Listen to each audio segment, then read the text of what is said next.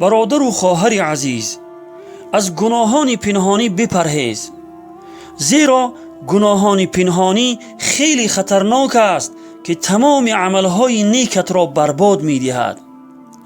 گناهان پنهانی گناهانی هست که انسان به خاطر شرمنده نشدن از چشم مردم پنهان انجام می دهد و مثل تماشای رسم و نوارهای فحشا، صحبتهای محرمانه با زنان بیگانه و فرستادن رسم و نوارهای فحشا برای آنها.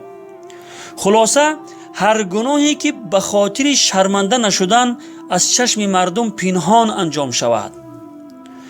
او از مردم شرم می دارد، ولی از خداوند حاضر و ناظر شرم نمی دارد که او در همه حال او را می بیند و می شنود.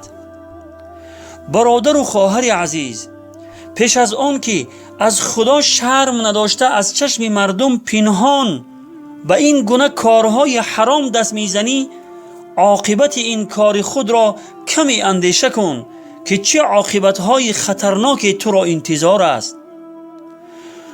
به این حدیث گوهربار پیامبر خدا صلی الله علیه و سلم خوب گوش انداز و کمی اندیشه کن که عاقبت گناهان پنهانی تو را به کجا میرساند.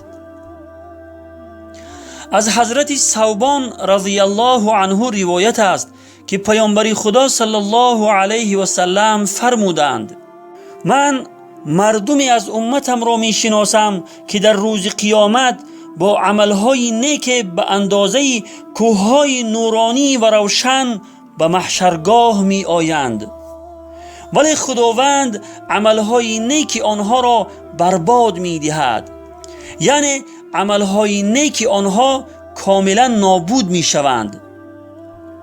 حضرت ثوبان رضی الله عنه فرمودند که ای پیامبر خدا، آنها را برای ما وصف کن که چگونه مردم هستند تا از جمله آنها نباشیم.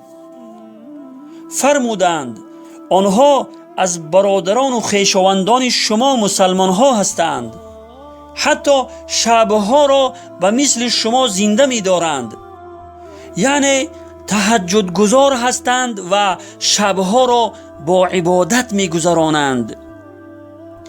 اما چون تنها می شوند به حرامهای خداوند دست می زنند و حدود خداوند را پایمال می کنند. پس ای برادر و خواهر عزیز، کمی اندیشه کن، در پنهانی و آشکارا از خدا بترس و از گناهان پنهانی پرهیز نما تا عملهای نیکت را برباد ندهی، چون که نجات انسان به ایمان و عملهای نیکش وابسته است. این را فراموش نکن. دارم گناهی به عدد، یا رب مرا رسوا مکن، از لطف تو خواهم مدد، یا رب مرا رسوا مکن. ای خالقی ارض و سما، ای مشفقی شاه و گدا، جرمی مرا من ما بما، یا رب مرا رسوا